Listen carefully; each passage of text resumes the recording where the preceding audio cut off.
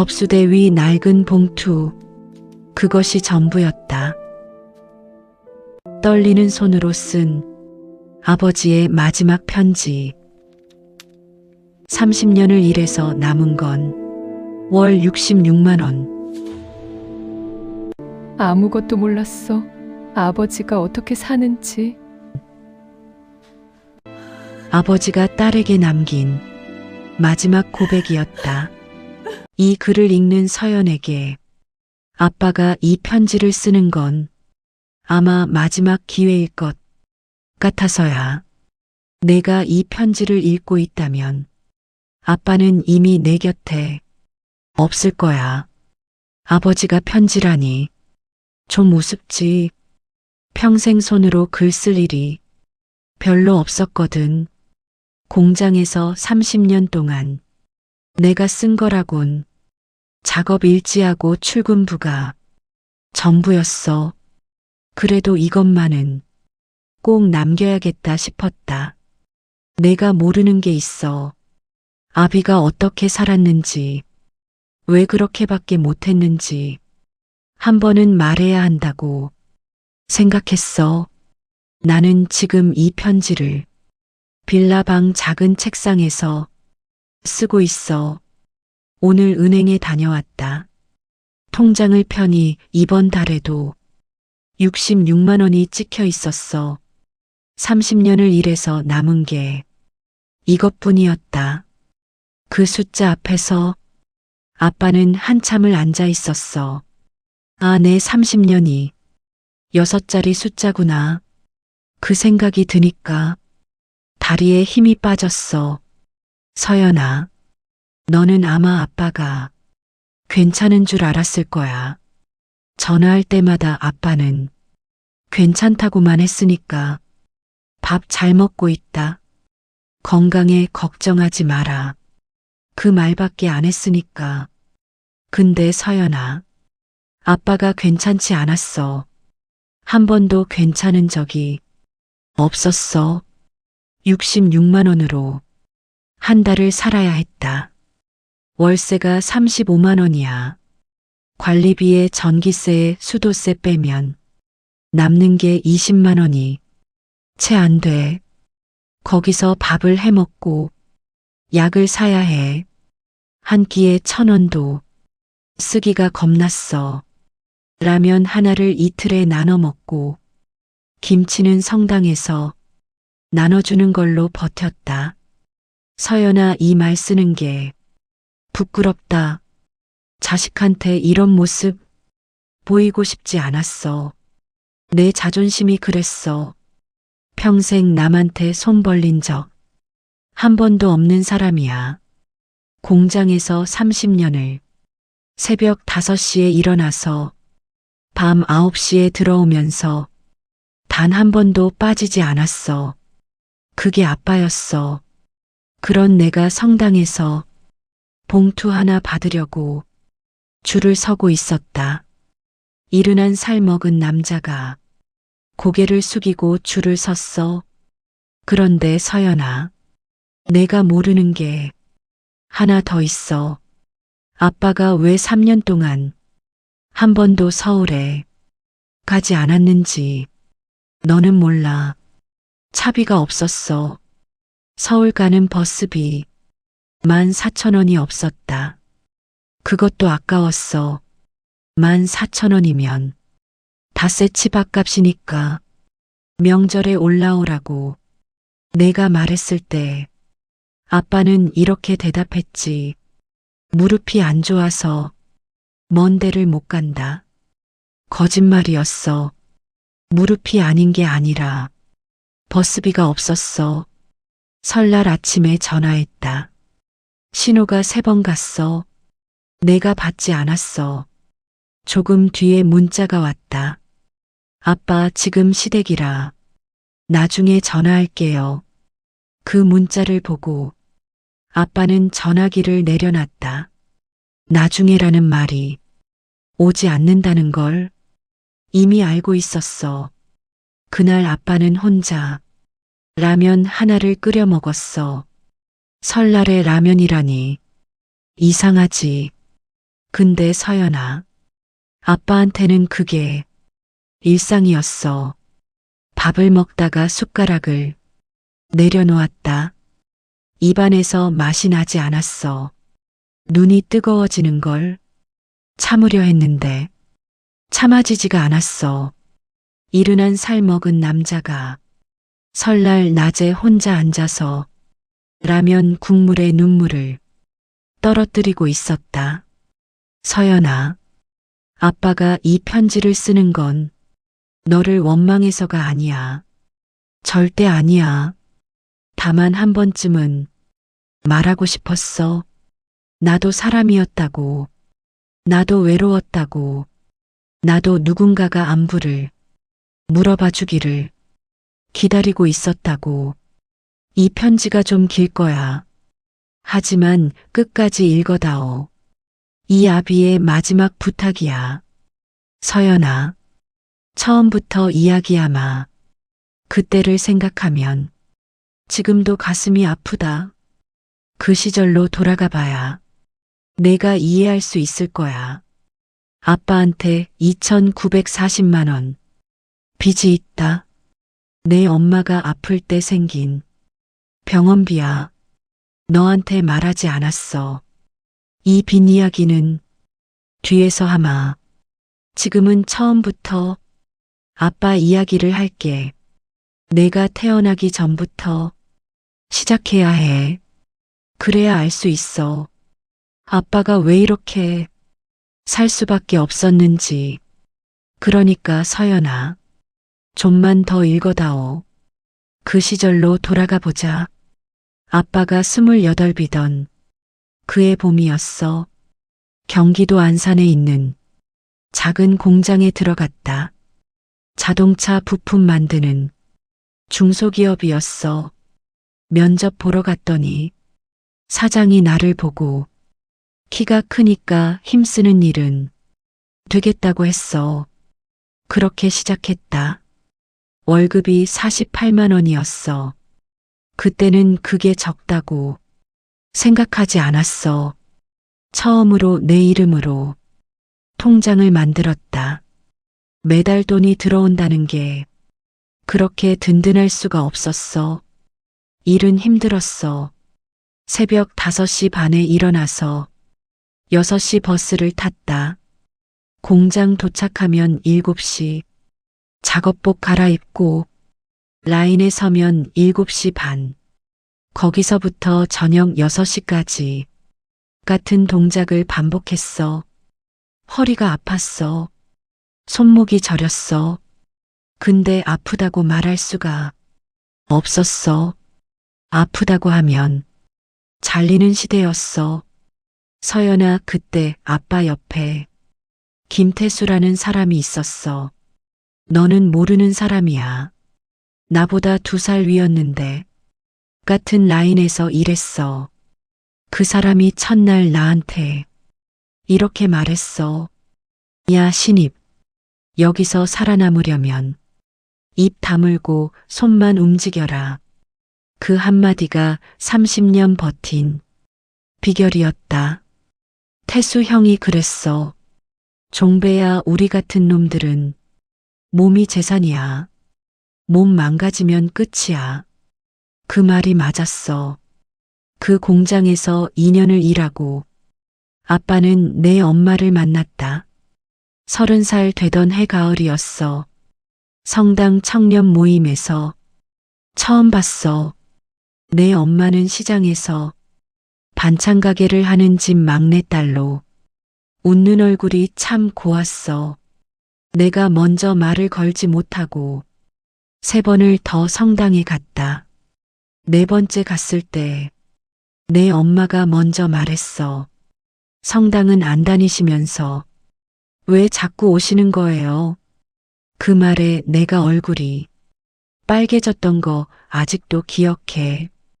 그렇게 만나서 8달 뒤에 결혼했다. 예식장 대신 성당에서 조촐하게 했어.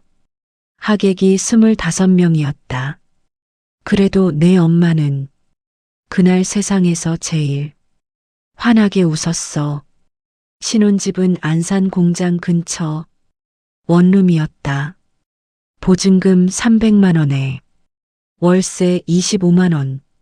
작았지만 내 엄마는 커튼을 달고 화분을 놓고 그 좁은 방을 살림집으로 만들었어. 결혼하고 2년 뒤에 내가 태어났다. 서연아, 내가 태어나던 날을 아빠는 잊을 수가 없다. 새벽 3시에 내 엄마 배가 아프다고 했어. 택시비가 아까워서 업고 병원까지 뛰었다. 20분을 뛰었어. 등에서 내 엄마가 여보 괜찮아요. 천천히 가요. 그렇게 말했어. 숨이 넘어가면서도 나를 걱정했어. 분만실 앞에서 4시간을 기다렸다. 간호사가 나와서 딸이에요. 그 말을 듣는 순간 다리에 힘이 풀려서 복도에 주저앉았다. 처음 너를 안았을 때 2kg 800g 손가락이 내 손가락을 꼭 쥐었어. 그때 아빠는 속으로 이렇게 생각했다. 이 아이를 위해서라면 뭐든지 하겠다. 평생 이 아이만 보고 살겠다. 서연아, 그 약속을 아빠는 지키려고 했다. 정말 지키려고 했어. 내가 3살 때 우리는 빌라로 이사했다. 방 2개짜리, 지하가 반쯤 들어간 반지하였어. 습기가 많아서 내 엄마가 매일 곰팡이를 닦아냈어. 그래도 그때가 행복했다. 내가 뛰어다닐 공간이 생겼다는 것만으로도 충분했어. 내가 어린이집에서 그림을 그려왔어. 크레파스로 3사람을 그렸는데 아빠가 제일 크고 엄마가 그 옆에 있고 내가 가운데 있었어. 밑에 글씨가 있었다. 아빠 사랑해. 서연아, 그 그림을 아빠는 아직도 가지고 있다. 지금 이 방 벽에 테이프로 붙여놨어. 30년이 넘었는데 색이 다 바랬지만 아직 거기 있어. 내 엄마가 저녁마다 밥을 차려놓고 아빠 빨리 와요. 서연이가 아빠 기다려요. 그렇게 전화했어.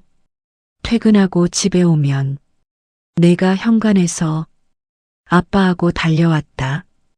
그 한마디가 하루의 피로를 다 녹여줬어. 서연아, 아빠 인생에서 그때가 제일 좋았다. 돈은 없었지만 우리 셋이 함께 있었어. 밥상 하나에 둘러앉아 밥 먹는 것만으로 세상을 다 가진 기분이었어. 그 시절이 영원할 줄 알았다. 하지만 영원한 것은 이 세상에 없었다. 서연아, 여기서부터가 아빠가 말하기 힘든 부분이야. 내가 초등학교에 들어갈 때 아빠는 공장에서 10년 차가 됐어. 반장이 됐다. 월급이 120만 원으로 올랐어. 그래도 빠듯했다. 내 학원비가 필요했어. 피아노 학원에 가고 싶다고 내가 말했을 때 내 엄마가 나를 봤어. 눈빛만 봐도 알았다. 보내주고 싶다는 뜻이었어. 월 8만 원이었어. 8만 원이 그때는 큰 돈이었다. 점심을 굶기로 했어. 공장 구내식당 밥이 2,500원이었는데 그걸 아끼면 한 달에 5만 원을 모을 수 있었어. 나머지 3만 원은 야근을 더했다. 태수 형이 그랬어. 야, 종배야, 왜 밥을 안 먹어? 아, 형, 나 요즘 속이 안 좋아서. 거짓말이었다. 속이 안 좋은 게 아니라 돈이 없었어. 서연아, 내가 피아노 학원 다녀와서 엄마 나 오늘 칭찬받았어. 그렇게 말할 때 내 엄마가 웃었어. 그 웃음 하나면 충분했다. 점심 굶는 것쯤은 아무것도 아니었어. 그런데 균열은 생각보다 일찍 왔다. 내가 초등학교 3학년 때 담임 선생님한테서 전화가 왔어. 서연이 아버님, 학부모 상담 좀 오셔야 합니다. 일을 빠질 수가 없어서 내 엄마가 갔다. 돌아와서 엄마가 말했어. 여보 서연이가 학교에서 울었대요. 친구들이 서연이 옷이 낡았다고 놀렸대요. 그 말을 듣고 밥을 먹다가 숟가락을 멈췄다. 내 옷이 낡은 줄 아빠는 몰랐어. 아니 알면서도 새 옷을 사줄 형편이 안 됐어. 서연아, 그날 밤 내가 잠든 뒤에 아빠는 내 옷장을 열어봤다. 티셔츠 3장, 바지 2벌, 겉옷 하나, 다 낡았다. 무릎에 보풀이 일었고 소매가 짧아져 있었어. 아빠는 속으로 이런 생각을 했다. 내가 아비구실을 못하는구나. 내 새끼 옷 1벌 제대로 못 사주는 게 아비냐. 그 주말에 시장에 갔다. 내 엄마랑 셋이서 갔어. 시장 옷가게에서 바지 2벌하고 티셔츠 3장, 12,000원어치를 샀다. 백화점 옷은 아니었지만 새 옷이었어. 내가 그 옷을 입어보고 아빠 예뻐요. 그렇게 물었어. 아빠가 말했다. 우리 서연이가 제일 예쁘지. 그날 밤에 내 엄마가 나한테 말했어. 여보 미안해요. 내가 더 벌면 되는데. 아빠가 말했다. 무슨 소리야 내가. 미안할 게 뭐가 있어. 그런데 서연아. 사실 그때 아빠도 새 작업화가 필요했어. 밑창이 닳아서 빗물이 스며들었다. 하루 종일 젖은 양말로 일했어.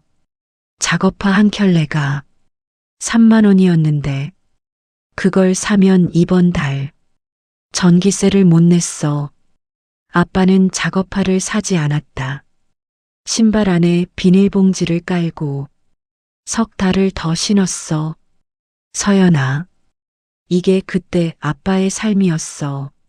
자식한테 12,000원어치 옷을 사주는 것도 아비한테는 전쟁이었다. 내가 커가는 게 기쁘면서도 무서웠어.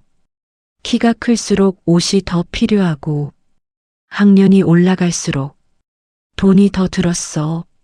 아빠는 그때부터 야근을 더했다. 주말 특근도 빠지지 않았어. 몸이 버텨주는 한 일을 놓을 수가 없었다. 태수 형이 걱정했어. 야 종배야 좀 쉬어라. 너 그러다 쓰러진다. 아빠는 말했다. 형 나는 쉬면 안 되는 사람이야. 딸이 크고 있잖아. 그 말에 태수 형이 입을 다물었어. 태수 형도 아들이 둘이니까 그 마음을 알았을 거야. 서연아, 아빠는 내가 자라는 동안 한 번도 아프다고 말한 적이 없어. 하지만 몸은 정직했다. 허리 디스크가 왔어.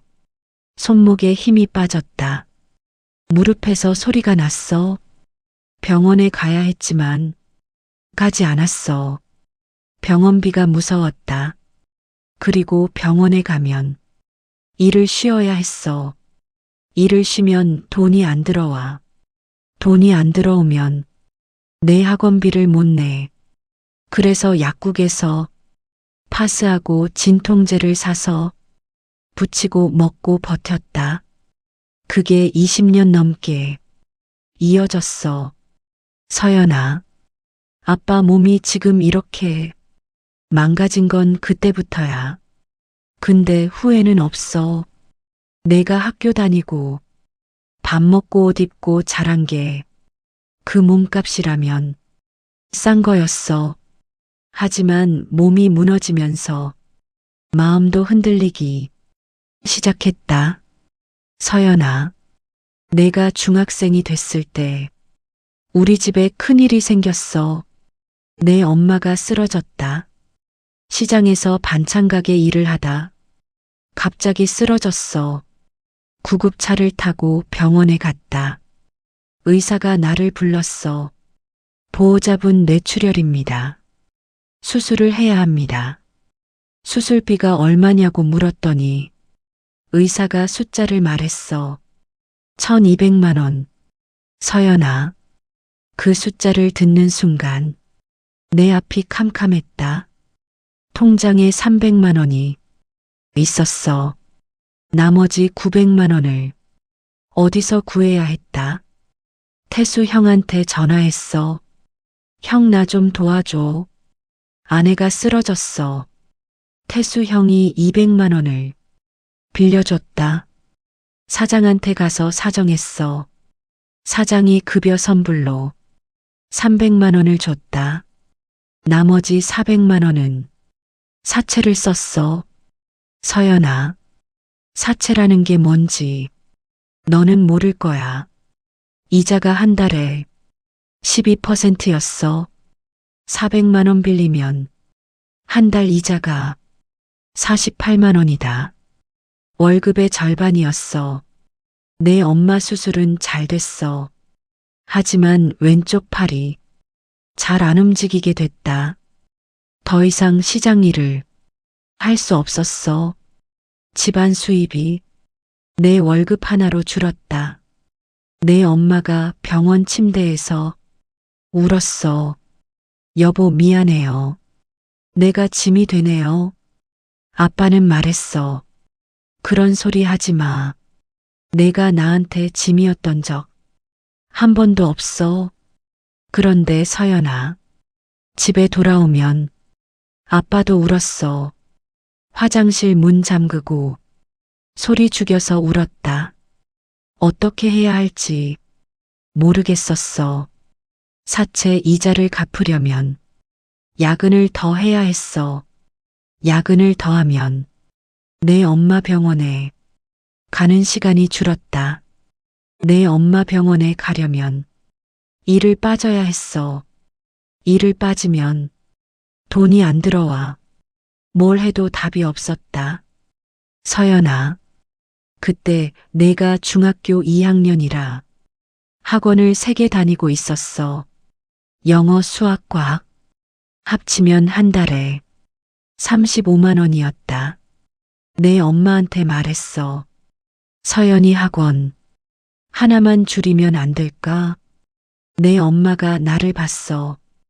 그 눈빛을 잊을 수가 없다. 여보 서연이 공부만은 포기시키지 맙시다. 우리가 못 배워서 이렇게 사는 거잖아요. 그 말에 아빠는 아무 대답도 못했어. 내 엄마 말이 맞았으니까 학원비를 줄이지 않았다. 대신 아빠는 주말마다 새벽에 화물차 상하차 일을 나갔어.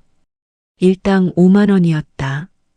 토요일 일요일 이틀 하면 한 달에 40만 원. 그걸로 학원비를 댔어. 서연아, 토요일 새벽 4시에 일어나서 상하차하고 돌아오면 오후 2시였어. 온몸이 부서지는 것 같았다. 허리를 펼 수가 없었어. 집에 오면 내가 물었지. 아빠 어디 갔다 왔어요? 아빠는 말했어. 아, 친구 만나고 왔다. 거짓말이었어. 상하차 일 갔다 왔다고 말할 수 없었다. 그때부터 거짓말이 시작됐어. 작은 거짓말이 쌓이기 시작했다. 괜찮다, 아프지 않다, 힘들지 않다, 걱정하지 마라. 전부 거짓말이었어. 서연아, 아빠가 거짓말을 한 건 너를 속이려는 게 아니었어. 다만 내가 걱정할까봐 무서웠다. 내가 미안해할까봐 두려웠어. 그 즈음에 한 가지 일이 더 있었어. 사장이 아빠를 불렀다. 박 반장 이번에 관리직으로 올라갈 생각 없나? 월급이 50만 원 더 올라간다. 50만 원이면 사채 이자를 갚고도 남는 돈이었어. 하지만 조건이 있었다. 관리직은 서울 본사 근무였어. 주중에 서울에 있어야 했다. 내 엄마가 몸이 안 좋은데 서울로 갈 수 없었어. 내 엄마 병원을 누가 데려가? 너는 학교가 있었고 내 엄마 혼자 병원에 갈 수 없었다. 아빠는 사장한테 말했어. 죄송합니다, 사장님. 제가 집을 비울 수가 없습니다. 사장이 아쉽다는 듯 고개를 끄덕였다. 그것이 내 인생에서 유일한 승진 기회였다. 그리고 다시는 그런 기회가 오지 않았어. 서연아, 50만 원을 포기했어. 그 50만 원이 30년 쌓였으면 얼마였을까? 계산하지 않았다. 계산하면 버틸 수 없으니까. 내가 고등학생이 됐어. 학원비가 더 올랐다. 입시 학원이 한 달에 50만 원이었어. 아빠는 그때 이를 악물었다. 상하차 일을 주중밤에도 나가기 시작했어. 공장에서 저녁 6시에 퇴근하고 밤 9시부터 새벽 1시까지 물류센터에서 상자를 날랐다. 잠을 3시간 잤어. 3년을 그렇게 살았다. 몸무게가 12kg 빠졌어. 내 엄마가 걱정했어. 여보 얼굴이 왜 그래요? 밥을 안 먹는 거 아니에요. 밥은 먹고 있어. 걱정하지 마. 또 거짓말이었다. 밥 먹을 시간이 없었어. 이동하는 버스 안에서 삼각김밥 하나로 때웠다. 서연아, 이 이야기를 왜 하냐면 아빠가 돈이 없어서 너한테 해준 게 없다고 생각할 수 있으니까. 그래서 말해두려고 해. 돈이 없었던 게 아니야. 돈은 전부 너한테 갔다. 아빠한테 남은 것이 없었을 뿐이야. 서연아, 이제 가장 힘든 이야기를 해야 한다. 손이 떨려. 이 부분을 쓰려고 사흘을 망설였어. 내가 대학교 2학년 때 그해 겨울이었다. 내 엄마가 다시 쓰러졌어. 이번에는 뇌출혈이 아니라 위암이었다. 3기 암이라고 했어. 의사가 나를 복도로 불러냈다. 솔직하게 말씀드리겠습니다. 많이 진행됐습니다. 수술하면 시간을 벌 수 있지만 완치는 어렵습니다. 수술비가 3천만 원이었어. 항암 치료까지 하면 5천만 원이 넘는다고 했다. 서연아, 5천만 원. 내 1년치 월급보다 많은 돈이었다. 통장에는 200만 원이 있었어. 아빠는 그날 병원 옥상에 올라갔다. 바람이 불었어. 난간에 기대서서 하늘을 봤다. 하늘이 그렇게 높은 줄 그날 처음 알았어. 서연아, 솔직하게 쓸게. 그 옥상에서 잠깐 이상한 생각이 들었다. 이대로 끝내면 편하겠다는 생각이 스쳤어. 하지만 내 얼굴이 떠올랐다. 대학교 2학년, 21살 내 딸이 아직 졸업도 못했는데 아비가 이래선 안 된다. 옥상에서 내려왔다. 다리가 풀려서 계단에 주저앉았어. 30분을 거기 앉아 있다가 일어났다. 돈을 구해야 했어. 은행에 갔다. 대출을 받으려고 했어. 은행 직원이 물었어. 소득이 얼마십니까? 월 230만 원이라고 했더니 직원이 서류를 보고 죄송합니다. 대출이 어렵습니다. 기존 채무가 있으셔서요. 기존 채무. 첫 번째 수술 때 빌린 사채였어. 아직 원금을 다 갚지 못했다. 은행을 나와서 길에 서 있었어. 점심시간이었다. 사람들이 웃으면서 지나갔어. 아빠만 거기 서서 멍하니 서 있었다. 결국 또 사채를 썼어. 이번에는 2천만 원. 이자가 월 90만 원이었다. 나머지는 공장 사장한테 다시 사정했어. 사장이 500만 원을 빌려줬다. 태수 형한테 또 전화했어. 형 미안해 나 또 좀. 태수 형이 300만 원을 더 빌려줬다. 그래도 모자랐어. 내 엄마한테 말했어. 여보 좀만 기다려. 내가 돈을 구해올게. 내 엄마가 말했어. 여보 나 수술 안 해도 돼요. 그 돈이면 서연이 대학 졸업시킬 수 있잖아요. 나는 괜찮아요. 서연아. 그 말을 듣고 아빠는 병실 밖으로 나갔다. 복도 끝 비상구 앞에서 벽을 짚고 섰어. 소리가 나오지 않았다. 울음이 터지는데 소리가 안 났어. 숨만 거칠게 나왔다. 내 엄마한테 돌아가서 말했어. 그런 소리 다시 하면 나 진짜 화낸다. 수술한다 무조건 한다. 수술을 했다. 항암을 시작했어. 내 엄마 머리카락이 빠졌다. 구토를 했어. 밥을 못 먹었어. 아빠는 공장 끝나고 병원에 가서 내 엄마 곁에 앉아 있다가 밤 11시에 집에 와서 새벽 2시에 상하차 나가고 4시간 일하고 씻지도 못하고 공장에 갔다. 서연아 그때 너한테 전화를 안 한 건 내가 걱정할까 봐였어. 엄마가 아프다고 하면 내가 학교를 그만두겠다고 할까 봐 무서웠다. 내 엄마도 같은 생각이었어. 서연이한테 말하지 마요. 그 애가 알면 학교를 때려치울 거예요. 절대 안 돼요. 그래서 말하지 않았어. 너한테 전화해서 엄마 어때요 하고 물으면 감기 좀 걸렸어.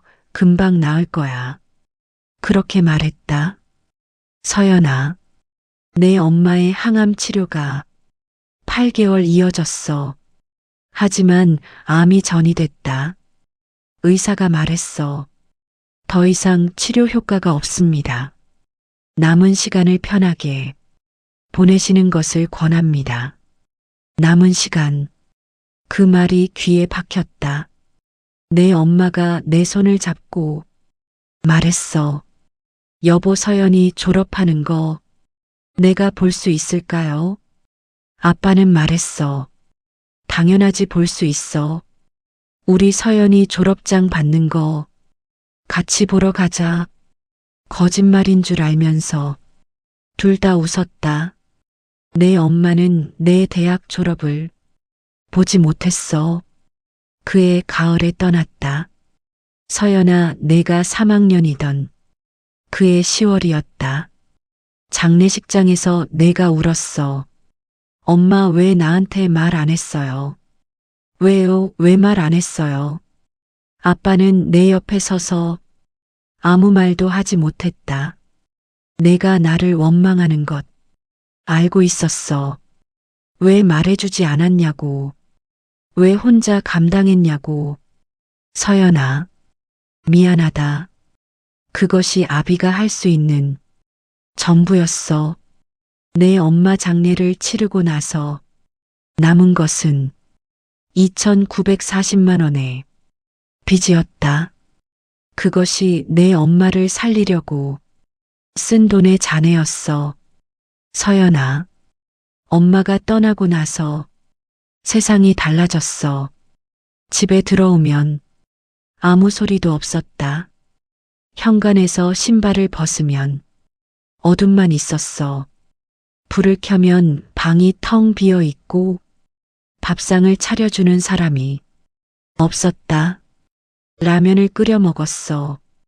그것도 귀찮으면 물만 마시고 잤다. 밥을 먹는다는 게 이렇게 힘든 일인지 그때 처음 알았어. 혼자 먹는 밥은 씹어도 맛이 없었다. 삼키는 게 아니라 밀어넣는 거였어. 내 엄마가 쓰던 앞치마가 부엌 문에 걸려 있었어. 치우지 못했다.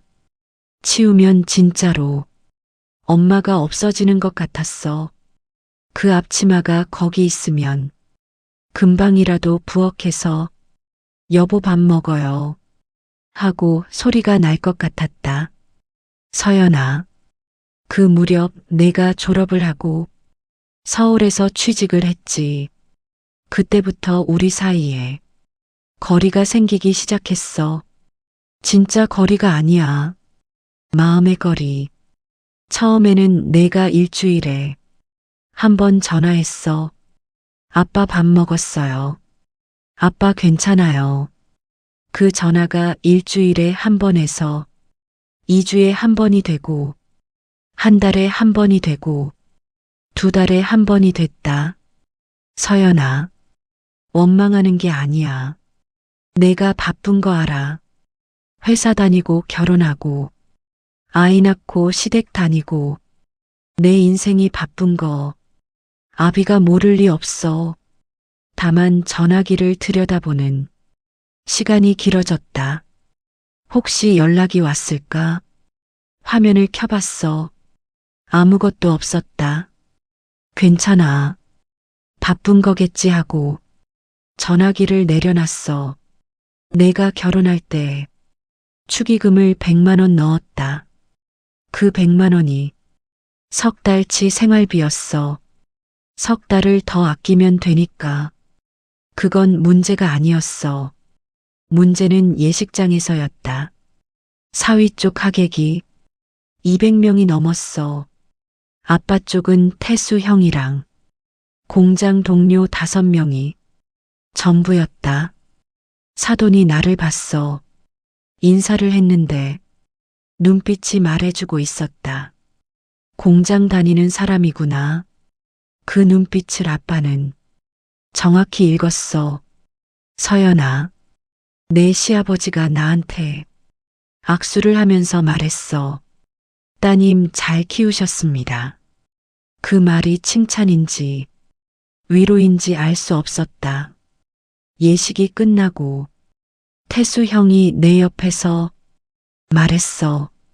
야, 종배야, 딸 시집 보내니까 좋지? 아빠는 웃었어. 그래, 형 좋다. 근데 형 나 왜 이렇게 허전하지? 태수 형이 내 어깨를 한 번 쳤어. 다 그런 거야. 자식 보내면 다 그래. 서연아, 결혼식 끝나고 빈집에 돌아왔을 때 아빠는 신발도 안 벗고 현관에 앉았다. 내 엄마도 없고 너도 간 집, 이 집에 나 혼자였어. 밤이 깊어도 잠이 안 왔어. 천장을 보고 누워있으면 내 엄마 얼굴이 떠올랐다. 내가 어렸을 때 아빠하고 달려오던 모습이 떠올랐어. 그런 것들이 떠오르면 눈을 감아도 잠이 오지 않았다. 새벽 3시, 4시가 돼야 겨우 잠이 들었어. 정년퇴직을 한 건 그로부터 5년 뒤였다. 공장에서 30년을 채우고 나왔어. 퇴직금이 2,300만 원. 거기서 빚 2,940만 원을 갚으니 오히려 모자랐어. 퇴직금으로도 빚을 다 못 갚고 640만 원이 남았다. 그래도 연금이 나왔어. 국민연금 월 66만 원. 30년 일한 대가 치고 적었다. 하지만 원래 월급이 적었으니 연금도 적은 게 당연했어. 누구를 탓하겠어. 서연아. 퇴직하던 날 사장이 감사패를 줬어. 30년 근속 감사합니다. 그 감사패를 들고 공장 문을 나섰을 때 눈앞이 막막했다. 이제 뭘 해야 하는 건지, 어디로 가야 하는 건지 알 수가 없었어. 그날도 빈집이었다. 감사패를 선반 위에 올려놓고 혼자 앉아서 소주 한 병을 마셨어. 안주는 두부 한 모였다. 서연아, 이게 아빠의 30년이었어. 별 수 없다. 이렇게 사는 거지. 이 팔자를 받아들이는데 시간이 좀 걸렸어. 서연아, 여기서부터는 차마 말하지 못했던 것들을 쓰려고 해. 퇴직하고 혼자 살면서 아빠가 가장 힘들었던 건 돈이 없는 게 아니었어. 외로운 거였다. 아침에 눈을 뜨면 말할 사람이 없었어. 하루 종일 입을 열지 않는 날이 이틀 사흘 이어졌다. 목소리를 낼 일이 없었어. 가끔 혼자서 소리를 내봤어. 내 목소리가 나오는지 확인하려고 텔레비전을 켜놓았어. 사람 소리가 필요해서 켠 거지. 보려고 켠 게 아니었다. 밤에 텔레비전 소리가 나야 누가 있는 것 같았어. 서연아, 내 생일날 전화를 하려고 전화기를 들었어. 번호를 누르다가 멈췄다. 지금 전화하면 바쁠 텐데 방해가 되지 않을까? 그 생각이 들었어. 내려놨다. 그리고 1시간 뒤에 다시 들었어. 또 내려놨다. 그날 전화를 걸지 못했어. 다음 날 문자를 보냈다. 서연아 생일 축하한다. 아빠가 답장이 13시간 뒤에 왔어. 아빠 고마워요. 네 글자였다. 그 네 글자를 아빠는 20번쯤 다시 읽었어. 서연아, 전화하지 못한 게 아빠만 그런 줄 알았어. 그런데 너도 전화하지 않았다. 서로가 서로를 부담스러워한 건지 아니면 그냥 잊은 건지 아직도 모르겠어. 설날에 올라오라고 했을 때 너는 말했지.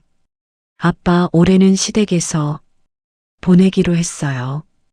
다음에 갈게요. 그래 알았어. 다음에 오렴.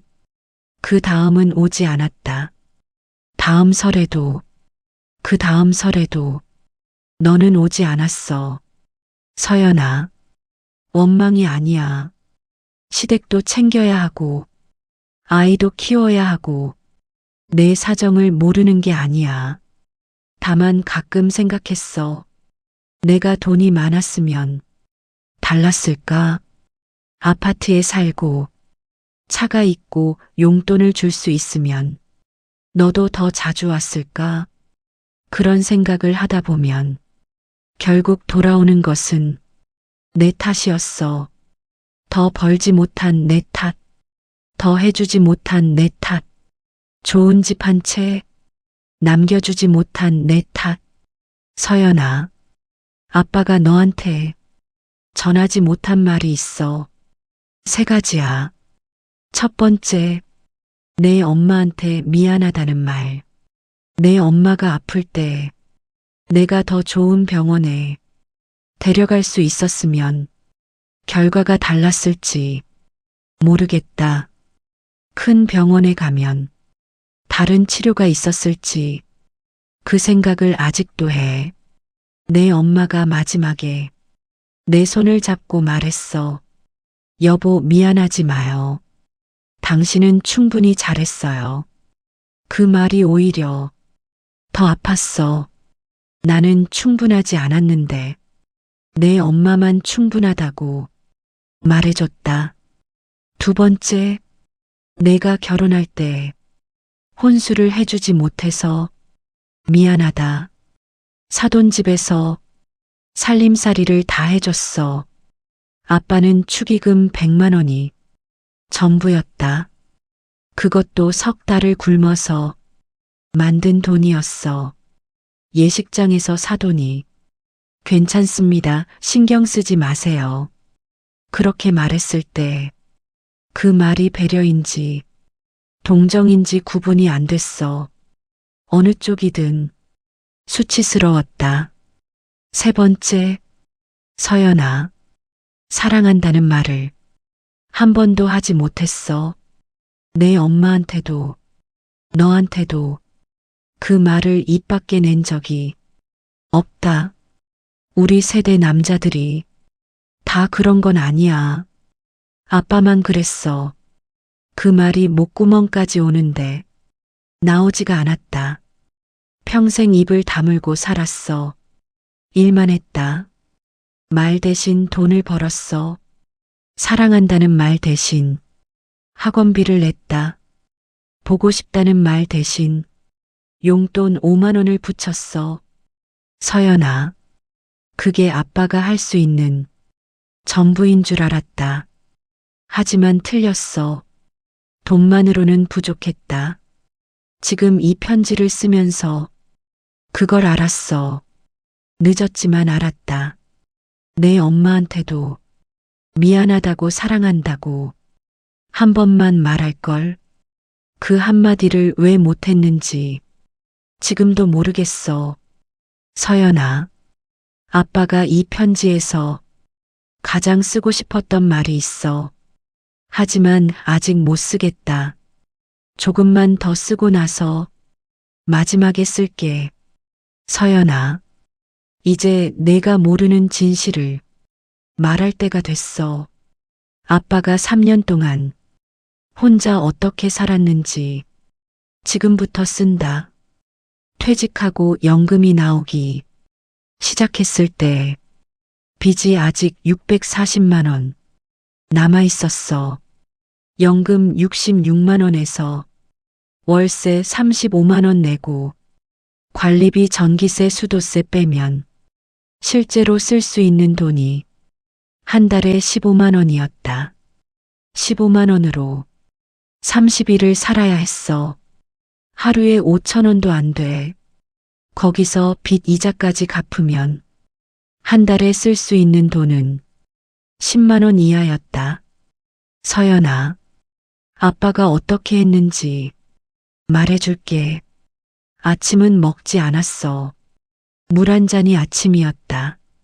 점심은 성당에서 무료 급식을 받았어. 줄을 서면 국하고 밥을 줬다.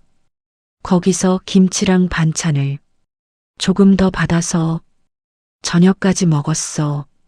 처음에 그 줄에 서는 게 치욕이었다. 내가 국어를 하는 건가? 내가 여기까지 왔나? 하지만 사흘을 굶고 나니 자존심 같은 건 사라졌어. 배가 고프면 자존심도 없어진다. 약을 사야 했어. 혈압약, 당뇨약, 관절약. 한 달 약값이 12만 원이었다. 연금으로 약을 사면 밥을 못 먹고 밥을 먹으면 약을 못 샀어. 약을 끊었다. 혈압약을 이틀에 한 알로 줄였어. 당뇨약은 아예 끊었다. 관절약도 끊었어. 대신 약국에서 진통제를 사서 먹었다. 진통제가 제일 쌌어. 서연아, 의사가 약을 끊으면 위험하다고 했어. 알고 있었다. 하지만 방법이 없었어. 죽을 줄 알면서 약을 끊는 게 어떤 기분인지 너는 모를 거야. 어느 날 새벽에 가슴이 아팠어. 숨이 잘 안 쉬어졌다. 심장이 빠르게 뛰다가 멈추는 것 같았어. 일어나서 물을 마시려는데 다리에 힘이 없어서 방바닥에 엎어졌다. 거기 엎드려서 한참을 있었어. 전화기가 방 저쪽에 있었다. 기어가서 전화기를 집었어. 119를 누르려다가 멈췄다. 구급차가 오면 병원에 가. 병원에 가면 돈이 들어. 입원하면 20만 원, 30만 원. 아빠는 그 돈이 없었어. 전화기를 내려놨다. 그냥 누워 있었어. 죽으면 죽는 거지. 그 생각이 들었다. 서연아, 이게 내 아빠였어. 구급차 부를 돈이 없어서 바닥에 엎드려 있던 사람. 그게 내 아빠였다. 날이 밝고 증상이 조금 가라앉았어. 일어나서 물을 마시고 라면을 끓여 먹었다. 손이 계속 떨렸어. 그날 이후로 가슴 통증이 자주 왔다. 서연아, 그때 너한테 전화할 수 있었어. 아빠가 아프다고, 돈이 없다고, 도와달라고 할 수 있었다. 하지만 하지 않았어. 왜냐고 물으면 자존심이라고 말하고 싶지만 그것만은 아니야. 내가 힘들까 봐였어. 너도 돈이 넉넉하지. 아는 걸 알고 있다. 맞벌이에 아이 키우고 대출 갚고 내 살림이 빠듯한 거 모르는 게 아니야. 거기에 아비까지 짐이 되면 안 된다고 생각했어. 서연아, 이 부분을 쓰면서 아빠가 잘한 건지 잘못한 건지 모르겠다.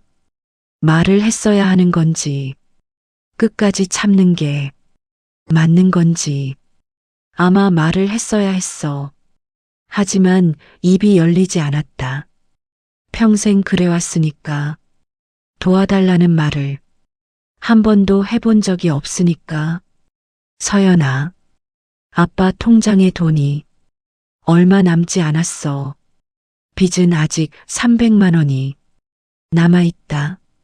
연금 66만 원에서 월세 내고 나면 먹을 것을 살 돈이 없어.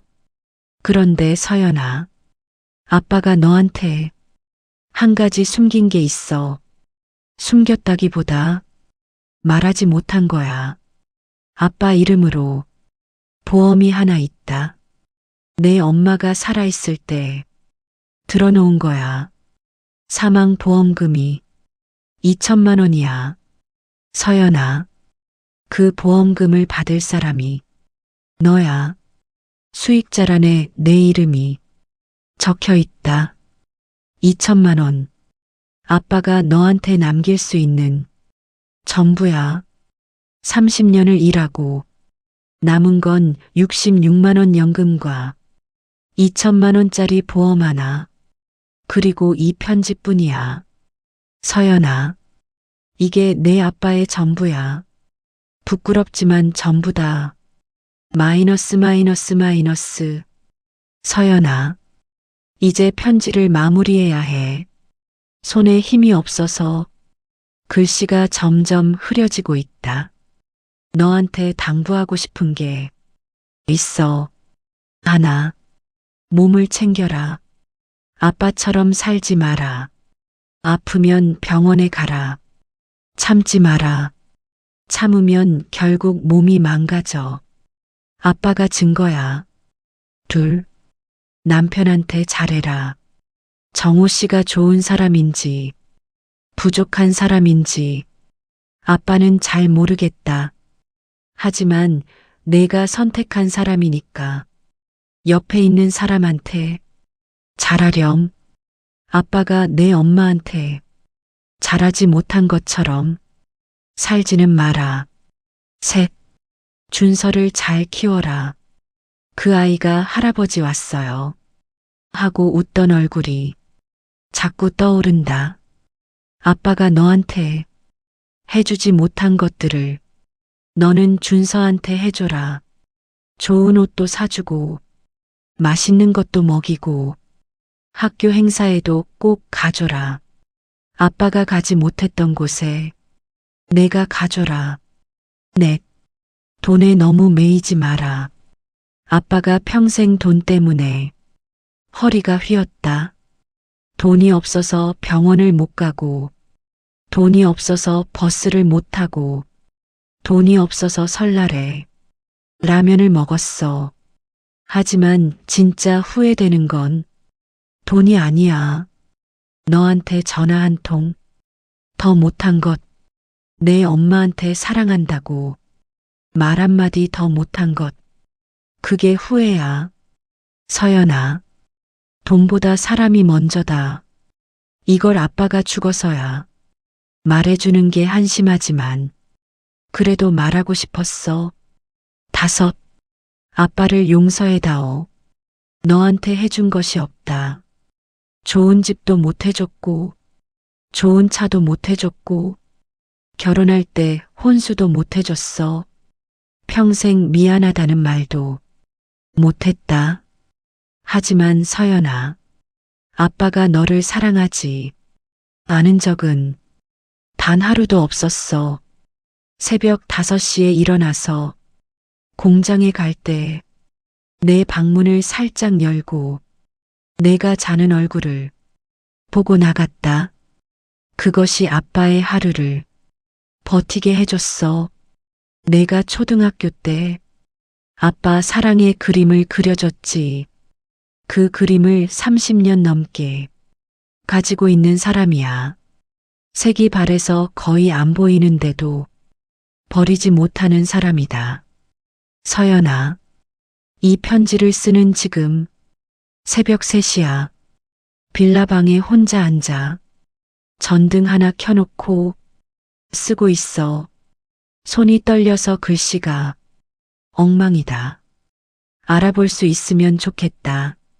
서연아, 마지막으로 아까 못 쓴 말을 쓸게.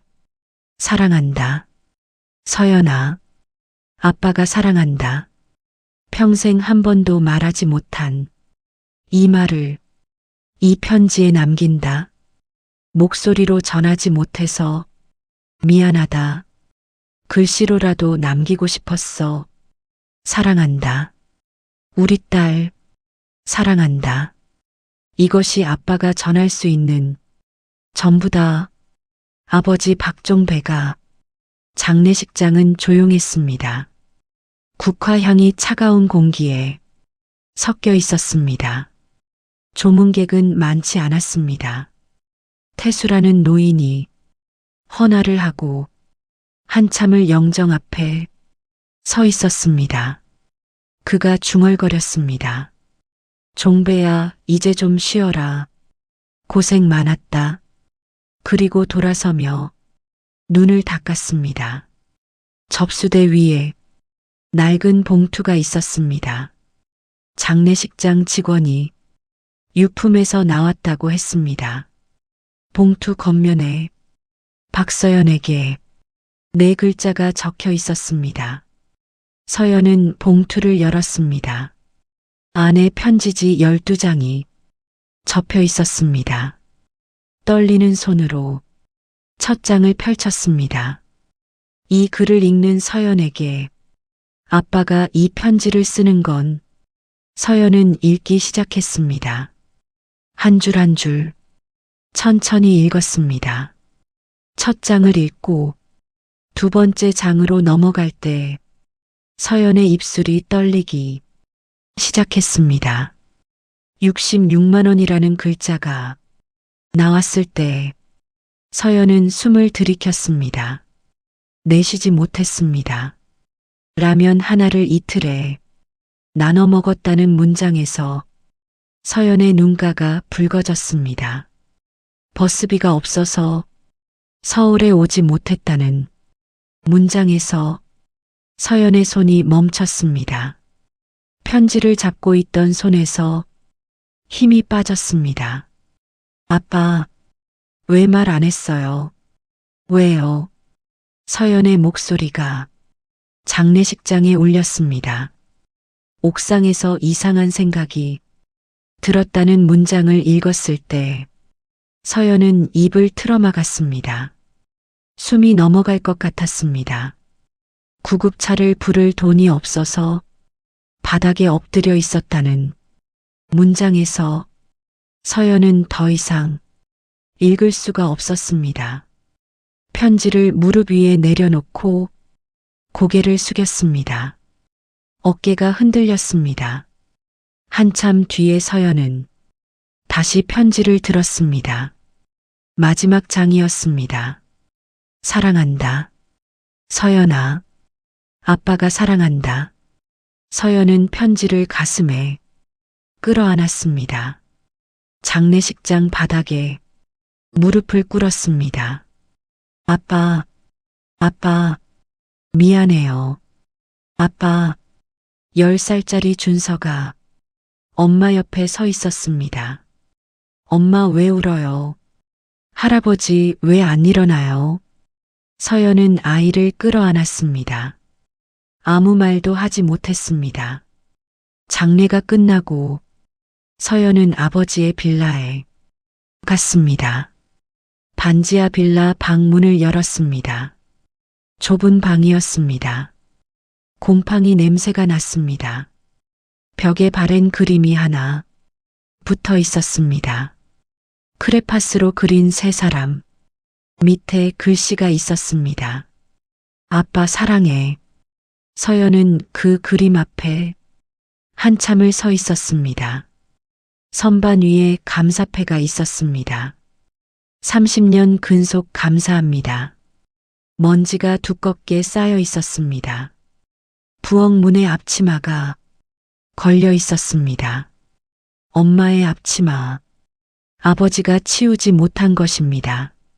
작은 책상 위에 통장이 펴져 있었습니다. 매달 66만 원. 그 아래 잔액이 적혀 있었습니다. 12,000원. 서연은 통장을 덮었습니다. 가슴이 조여왔습니다. 숨을 쉬어야 하는데 쉬어지지 않았습니다. 방 한쪽에 약 봉지가 쌓여 있었습니다. 진통제 빈 병이 5개 있었습니다. 혈압약 봉지는 뜯지 않은 채 놓여 있었습니다. 약을 끄는 것이 사실이었다. 서연은 그 빈 방에 혼자 앉아 있었습니다. 아버지가 매일 앉아 있던 그 자리에 같은 자세로 앉았습니다. 창밖으로 해가 지고 있었습니다. 빌라 옥상 위로 노을이 번지고 있었습니다. 아버지가 매일 보던 그 하늘이었습니다. 서연은 편지를 다시 꺼냈습니다. 처음부터 다시 읽었습니다. 이번에는 소리내어 읽었습니다. 아버지의 목소리를 떠올리며 한 글자 한 글자 소리내어 읽었습니다. 마지막 문장에 다다랐습니다. 사랑한다. 서연아. 아빠가 사랑한다. 서연은 편지를 접었습니다. 봉투에 넣었습니다. 봉투를 가슴 안쪽 주머니에 넣었습니다. 그리고 아무에게도 말하지 않았습니다. 아버지가 어떻게 살았는지 아무에게도 말하지 않았습니다. 그것은 아버지와 딸 둘만의 이야기였습니다. 서연은 빌라 문을 잠그고 계단을 내려왔습니다. 녹슨 계단이 삐걱거렸습니다. 아버지가 30년 동안 오르내린 계단이었습니다. 밖으로 나오니 저녁 바람이 불었습니다. 찬 바람이었습니다. 서연은 걸었습니다. 정류장까지 걸었습니다. 서울로 가는 버스를 기다렸습니다. 14,000원짜리 버스를 아버지가 타지 못했던 그 버스를 서연은 타고 돌아갔습니다. 버스 창문에 기대어 먼 산을 바라봤습니다. 어둠이 내려오고 있었습니다. 버스가 움직이기 시작했습니다. 서연의 품 안에는 아버지의 편지가 있었습니다. 30년을 일하고 남은 월 66만 원의 삶이 12장의 종이 위에 고스란히 담겨 있었습니다. 그것이 아버지가 딸에게 남긴 전부였습니다. 마지막까지 남긴 전부였습니다. 사랑한다는 말 한마디, 그것이 전부였다. 이 이야기가 마음에 남으셨다면 구독과 좋아요 한번 부탁드립니다.